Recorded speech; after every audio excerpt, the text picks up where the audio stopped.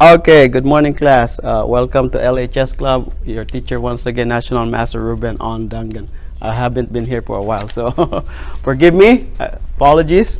But today I would like to show you a game. One of my students right now is in Russia, in Mansik, or whatever that place is. She is playing for the World Under 16 Championship. Kantimanshu? What? Okay, yeah, so she represents the U.S. Her name is Julia Sibilia, and LA student? yeah, LACC and private student. And so I want to show a game where you can see her depth, as well as how do I counter. I played her probably 8, 9, or 10 games, and I have one loss against her, and I'm not ashamed to admit that. She's going there. She's going up there, right? So 2 losses against her. You have 2 losses against her? She's getting strong. There was one tournament here a few weeks ago that she was the top seed. Yeah, I think I lost the Blitz Scramble to her.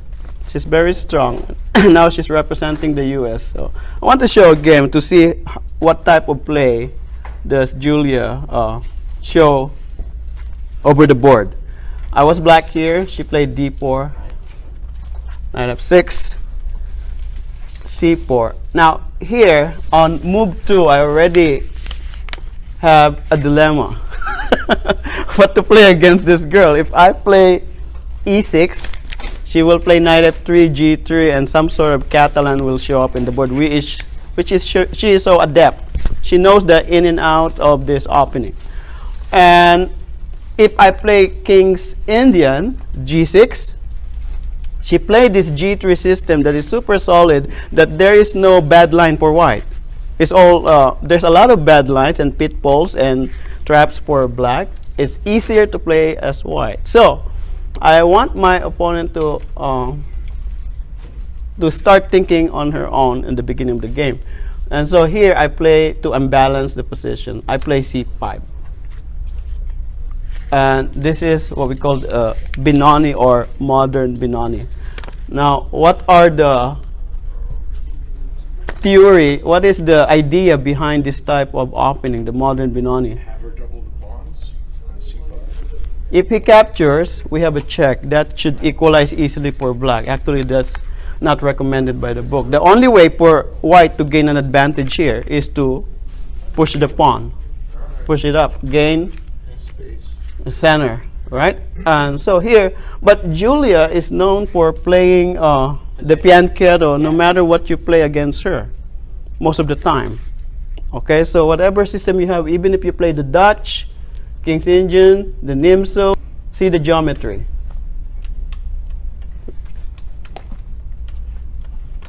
You need somebody here to prevent this square. B6, so that the bishop can have access here. So you see now, very subtle idea from white with regards to rook e8. So after b6, knight c4, its position on c4 was short-lived after bishop a6. We never challenged it with the knight. Instead, we challenge it with our bishop. That's why the bishop was never developed on this side of the board. Okay? Let me show you another example for us to understand this idea. Earlier, when the knight was here, if you play bishop g4, your opponent will not ask the question to your bishop. Instead, she will just sidestep your bishop, and your bishop is there into nowhere. What is it doing there? Because the knight disappeared. Correct? Now you have to anticipate this kind of moves from your opponent. Your opponent won't be cooperative. They will always cross out your plans. That's why the correct plan in this type of position after rook e8 is to play the bishop on the other's diagonal. So after knight d2, b6, knight c4, voila, the knight on c4 is short-lived and under attack. So here I noticed that she started spending quite some time. So after bishop a6, she has to worry about certain tactics with regards to e2, the d5, the opening of the diagonal, and this geometrical pattern on e2. Consider those things. Problematic immediately. Chess is about giving your opponents problem. If you're not giving them problem, you will receive them. Okay, so knight c. She went directly with queen a4. So the knight cannot develop. The bishop was being questioned. What do you want to do? Okay, after queen a4, we cannot play b5 because of the knight. Yeah, and the queen going to d7, it doesn't work because she just goes back. If queen d7, queen Right. takes, knight takes, and this pawn drops. Yeah. Okay, so here, black should surrender the bishop pair early in the game to remove the sting out of this knight outpost on c4. So bishop takes, Queen takes. queen takes. Now what do we have in the position? It's not a very common modern Benoni setup because black surrenders the bishop pair. But here you have to understand that the position resembles some type of close position. And in close position, the knights dominate. Okay, we have a pair of knights against a pair of bishop and a single knight. Let's see how black went to continue and what choices did he made here. After queen takes c4, now look, we start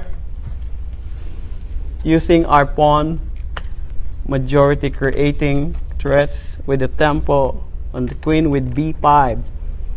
So you have to use what you have.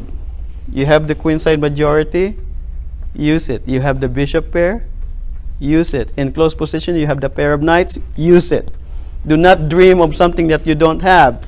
Same thing in life, right? Use only what you have. Whatever talent you have, use it. Okay, so here, a6, queen h4. She starts creating threats on the enemy king. However, there is no knight on f3.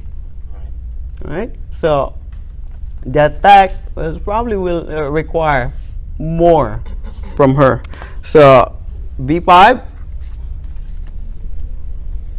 Now a simple threat is, anybody? Bishop. b4 is the simple threat, and then the pawn drops. Correct?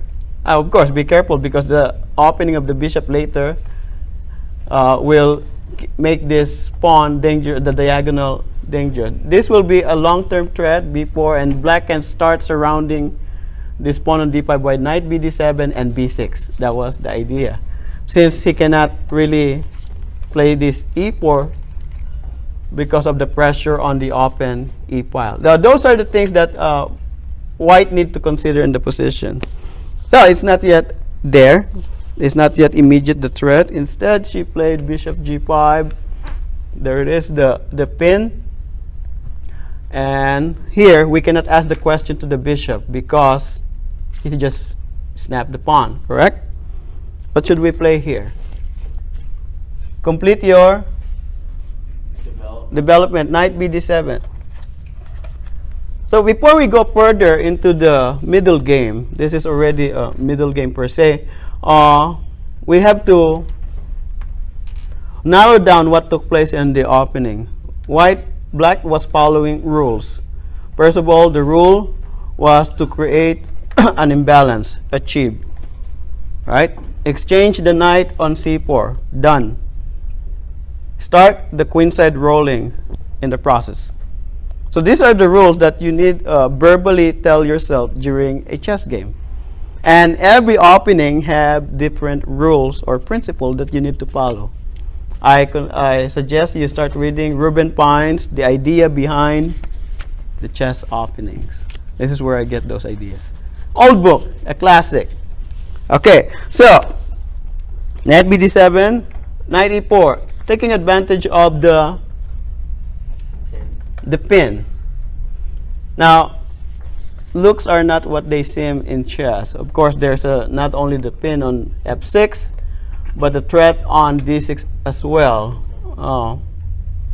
If you are unfamiliar with the position at hand, you will probably start feeling uneasy in this type of position because the threats are looming. These three are causing problems in black's position. How should we deal with it? Okay, there you cannot play queen c7 because this one drops. Okay, there's too many of them ganging up on f6. Therefore, in order for you to protect this b6, there's only d6, there's only one move. Queen to e7. Queen to e7, protecting the knight and the pawn. We feel like a little bit overloaded here, but it is actually so hard for white to prove the position that black finds himself into. Very difficult indeed. But here, after queen e7, she played f3, overprotecting e4. And now you see there's an idea of bishop h3 coming, removing one of the defender of f6. So black is in a kind of Gordian knot. How do we get out of the Gordian knot? Who knows? So f3, we have to jettison a pawn, g6, h6. Okay, here. What should happen if he captures bishop takes? What's going to happen? Let's just see, for the sake of argument. You can take d5. You can take d5. There you go. Okay, we can capture d5. So we have a lot of problem going on. Tension in the position after h6. White is in a crossroad. What to do? Pawn. Rook e1, the bishop disappear. Right? Well, I have to do something with the bishop that is under attack for now. So after a long think, Julia decided to keep the knight and exchange her bishop. Bishop takes f6. Knight takes f6. And then she played a double attack, an attack on d6 by queen f4.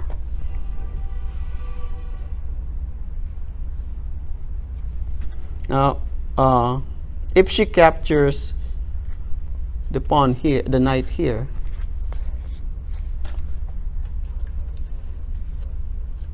what's going to happen? It will be a bishop of opposite colored endgame, right? And the chances and likelihood of a draw is higher. So I did not capture that knight. Instead, after queen f4, I just simply play RAD8. And centralization is always a good idea in a chess game.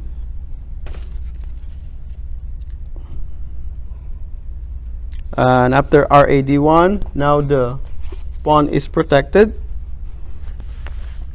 We avoid exchanges here. Knight h5. That's what I played. With the idea of not simply attacking the queen, but allowing this pawn to advance and attack the knight on e4. So you continue to create threats and problem in the position. So after knight h5, queen c1, because the unveiling, by the way, class is shown here. It has a lot of idea. Knight h5 attacks the queen. The bishop suddenly opened. The pawn is ready to advance. A move that can be considered good move. It contains not only one idea but two or more. Okay, so here the knight h5 contains several ideas. So queen c1. And now we have our f5. Okay, the once proud knight that was in the center of the board now has to be evacuated. And where to? Knight c3. Gain space, gain tempo, b4. Knight a4 until we force the knight from the proud center into the abyss. right? The far side on the rim. It is grim in there. Okay, so it's far from the battle, but hey, we also have a knight on the edge of the board. Unfortunately, our knight is closer to the enemy king than his knight closer to nowhere, in the middle of, or in the edge of the earth, wherever. So, then this knight is much stronger than that knight on a4. So, after queen takes a2, you see all these plans work out. Eventually, one of them will drop here in the form of the pawn. Rf e1. Now, a good thing we have played b4 here, right? Because now we are able to create an escape square and attacks the knight. Queen b5. Now, we achieve a pawn advantage, and it's still far from victory. Still have to work hard to gain the full point. And after b3, okay, it seems that I'm running out of option. Nobody wants to give in on the e file. I don't want to capture because he will gain control of the e file. So here, you in this type of position, you need to find a useful move. What could be more useful in this type of position? Not pawn moves, because they either considered weakening or loosening. Here, improve the position of your forces. The knight is doing a job, wonderful job, so it should stay there, because you don't want to block. Going back to f6 blocks the bishop. So what else can we do in the position? Double the rook. How? Once you lift up this rook, it will be captured, and you don't want exchanges. Would you move the bishop to d4? Bishop d4 check is a possibility, and after king h1, probably don't see much continuation, or maybe knight f6 now. So that could be an idea. Good.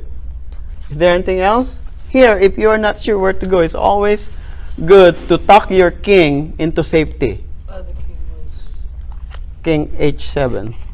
Okay, so that's what I played. King h7. Okay, I get the idea now. I want to play your move. However, by checking, now you have to really spend a tempo, because this is under attack. Right? So I played a prophylactic move with your idea. I prepared it. So I played king h7 first to make sure this is under protection, and only then can we start raiding the enemy king, right? So king h7, bishop f1. All right, where should we go from here? We're under attack. Where should the queen go? Anyone? Where's the good place for the queen? Attack something. Even though it's protected, just attack it. Anyway. b7. a5 is probably very far from. He has an idea though. The knight cannot move because this one drops. But we're not only after pawns. Here is a good rule of thumb. Your choices of moves should be in this manner. The move should either attack the king, attack the center, attack a piece. Okay? Attack the center, there's none. Attack a pawn, especially a center pawn, there's one. Queen b7. But you will say, but it is dependent. But there is an idea. Rook takes, after rook takes, you have queen takes d5. See, that move contains a tactical trick. Surrendering the e file, but you will gain the center pawn. Good trade? Actually, it's the best move in the position. Queen b7. Okay, queen c4. Okay, it seems like white starts to have a good position for her forces. Queen now attacks a6, have a good square on c4. Unfortunately, that knight should be there on c4, not the queen, correct? But there's no chance. So the knight cannot go back into the game yet. It will be there. And in a chess game, in a position, if one piece is bad, the whole position render it bad. So after queen c4, you see now the bishop d4 check. There it is. Shows up. King g2, and only then knight f6. So what type of rule or principle that black played in order to achieve this position? Following the rule or principle of coordination or harmony in the chess game. You don't want them to be stepping on each other's path. For example, earlier, if you don't play the check and just simply play knight f6, now the knight has no future actually unless d7. For the moment, it blocks the path of the bishop. So you see, it suddenly lacks coordination. Okay, so but in this manner, the bishop is out, everybody happy. All right, so knight f6. We allow the capture of this pawn. Queen takes a6 because, anyone? Queen takes d5. Queen takes d5. That's what your opponent wants you to play, because now bishop c4, and we give our opponent piece activity. Okay, so instead, the queen is not the only one can capture the d5. It can be also captured by a knight. Therefore, do not be afraid to swap wives. No, queens. I'm sorry. I'm just joking. Queens, okay. It's queen takes. I just want to make everybody smile. So, queen takes. So bishop takes, and then knight takes d5. Now we have a threat of the transition from the middle game into an end game is one of the hardest to comprehend in all chess, literature. So hard. When you ask your question, when is the right time for me to exchange and when it is to keep my pieces, right? A lot of people ask me that. There is no definitive, right, rules or things to follow, or situation that we can really guarantee that the exact moment is here and now. Just feel it in you.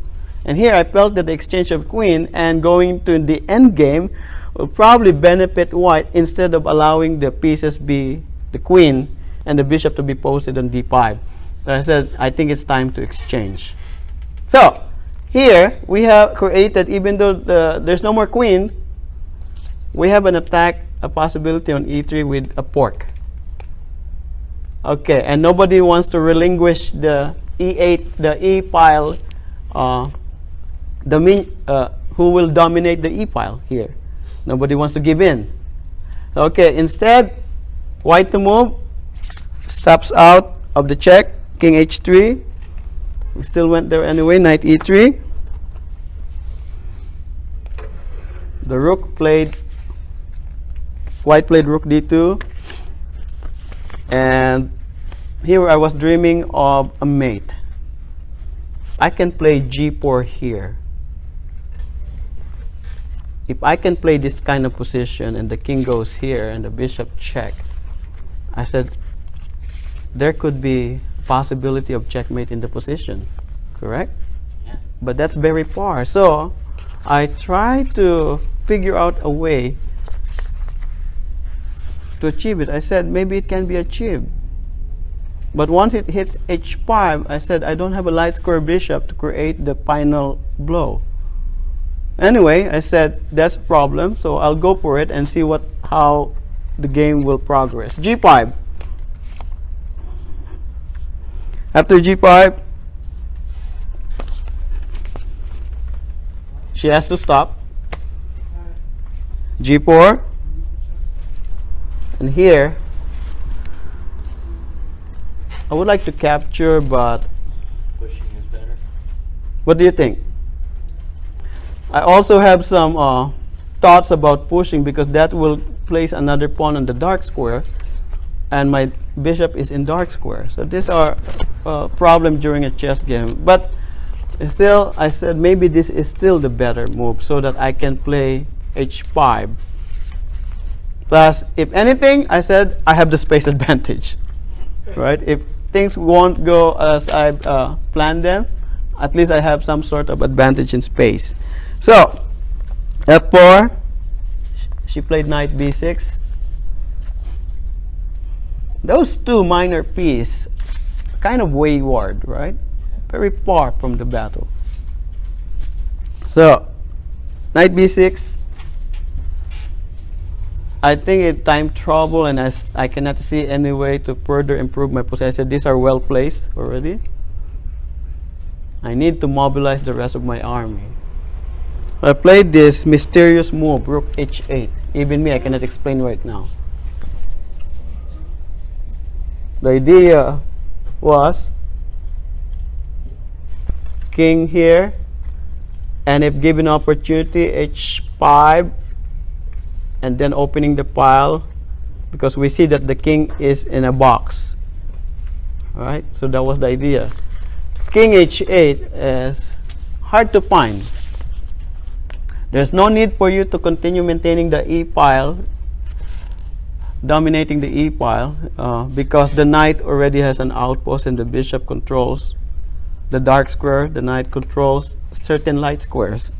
Okay, so instead, after rook h8, this is what she intends to do. Knight c4, challenging the knight, getting the outpost once again.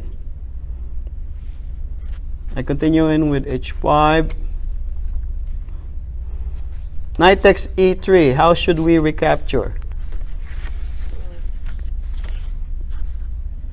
A split second only should be. How should you recapture, class? Why? Create a pass pawn. Okay? With the bishop only, you have only one attack. And that's it. But with the pawn, the pass pawn, according to somebody said, I think his name's Savage, is a criminal. Right? The pass, as every time they advance, they're creating problem in the position for the opponent. So here is already on the 6th rank. 2 more steps and it will be a new queen. So after fe3,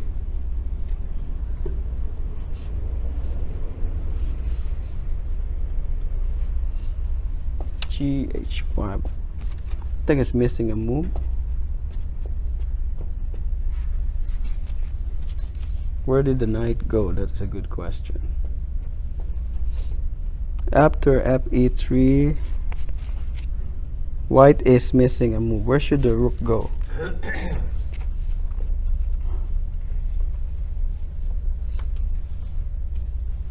The rook went somewhere. It is not mentioned. It's probably here.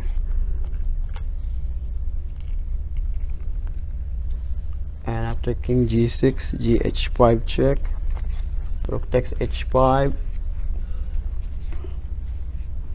king g4. Okay, so the rook did not go here because this will drop.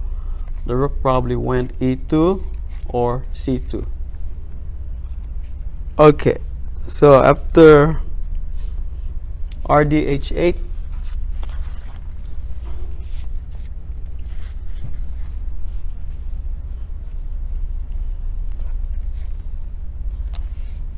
rg2, king f6. What is the idea of rg2? If he captures, you recapture, he recapture, and you have f4, and white will be hoping for a miracle in the endgame because of the opposite colored bishop. However, here black is already winning because of this passer. King f6, f4. There we go, rook h4 check. King f3, rook takes f4, king e2, rook f2 check, rook takes, pawn takes, rook h1, and after either G4, King E5, here Julia resigned the game. So you see now the battle of the chess ideas that started with this plan: imbalance, an opening by C5, right? Create an open file, a geometry of the chessboard by B6, anticipating the arrival of the knight on C4 by playing B6 and bishop A6, okay, and play the queenside expansion by A6, B5. So those were the plans that Black was able to achieve in this game. And after that, you start playing according to the demands of the position. Okay, any question on this game? Julia is doing very well actually in Russia right now. Any question? Everybody quiet. No question? Okay, I'll show you another game.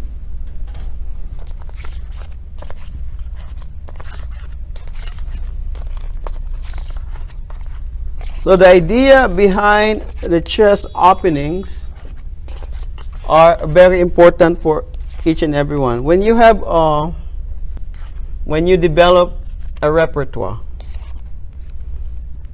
your opening repertoire have certain ideas that are inherent in the position, and you simply have to follow them.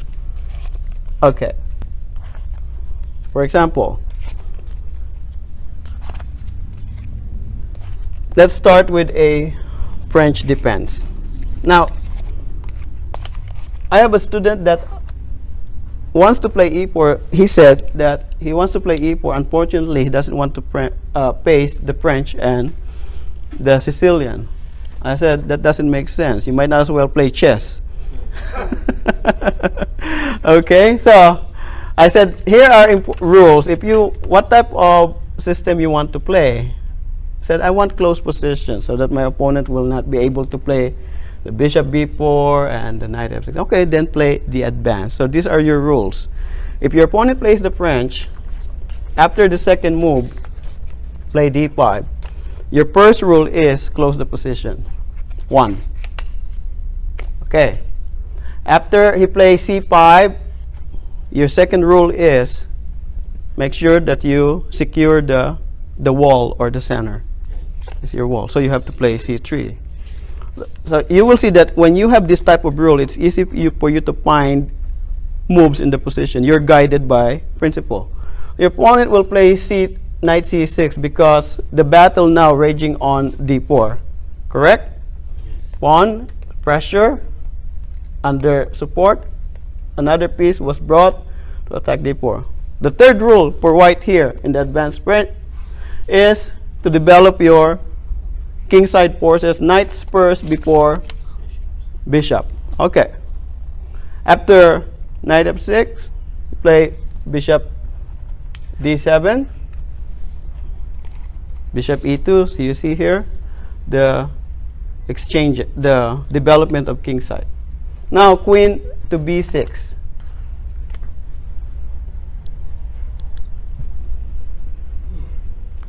After queen b6, castle early. That's the fourth rule. And pawn takes, sample pawn takes, or not yet. Hold on, I see something.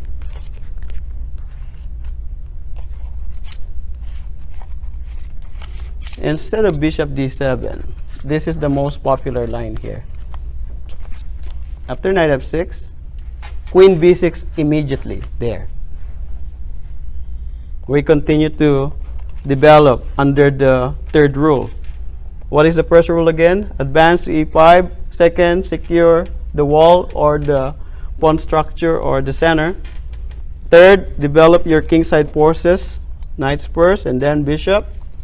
And after queen b6 with black to move, we will play knight h6.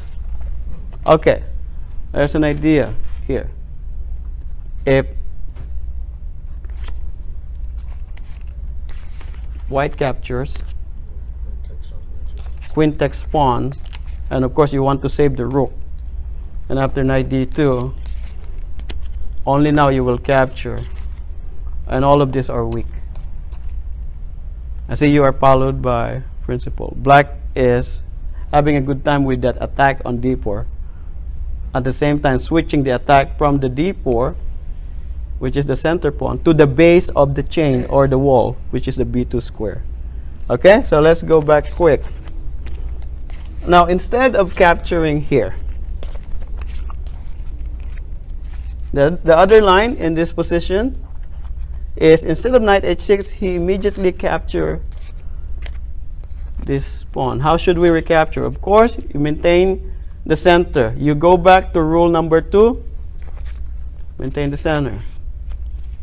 Okay, the check is nothing to be afraid of because you can now have a knight on c3. Okay? And instead, knight h6 again. We go to rule number 4. Just castle, put your king into safety. And after knight f5, now you will see we have a problem. Houston, have a problem. Because now, how do we protect this pawn? Black has been playing logical chess with regards to continuously bombarding this square. There's 3. If you try to defend this one drops. So those of you who are Frenchies here, who likes to play the French defense, this is a beautiful idea on how you play logical move by move with only specific ideas in mind. You don't mix ideas. Black's plan entirely in the game is to just attack and pressure d4. So instead of castling, after knight h6,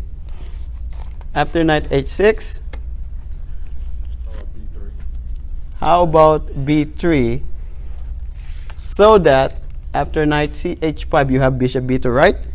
But now the check. It's just, black is just waiting for you because whatever you play, there is a problem. Imagine here in the opening. Now, you cannot play knight c3 anymore because the b3 become loosening, right? So the only way for you to intercept that is probably knight d2 or bishop d2. And whichever you make a move, this guy will drop on d4 because it blocks the defense of the queen. So whether white likes it or not, he has no choice but to lose the right to castle. And I don't think white will be happy in this position. I won't be happy. Black simply played all the good moves. So we have to go back, retrace our step where we went wrong. Okay, so this is how you study a chess opening. Okay, find out first the idea of that particular opening, and then for you to go back to your drawing board and say, I have to prevent this, avoid this, and this situation. My knights, my bishop, my king should be in this place. All right, so let's go back. Where did it went wrong? After queen b6, bishop e2. Now, pawn takes pawn, pawn takes pawn.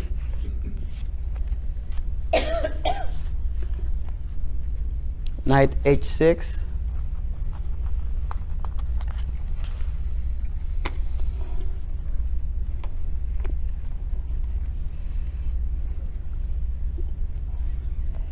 What else should be played?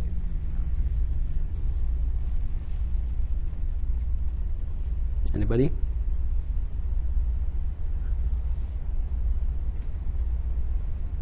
Seems there's no other move. What about bishop here? Did you move the same piece twice in the opening? Hopefully your opponent will play something like this. Yeah. Exactly. And white will be, yay! And now you win the queen. Check. Now, those type of traps are just one move.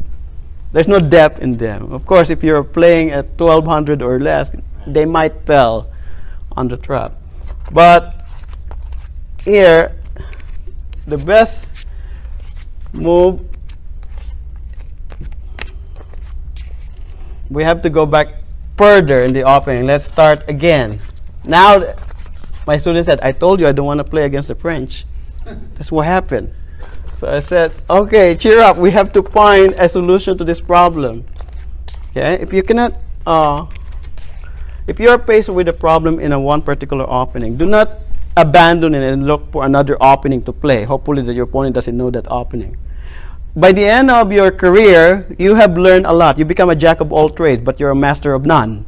You never master an opening because every time you encounter a problem, oops, time to change. Switch into a different type of opening.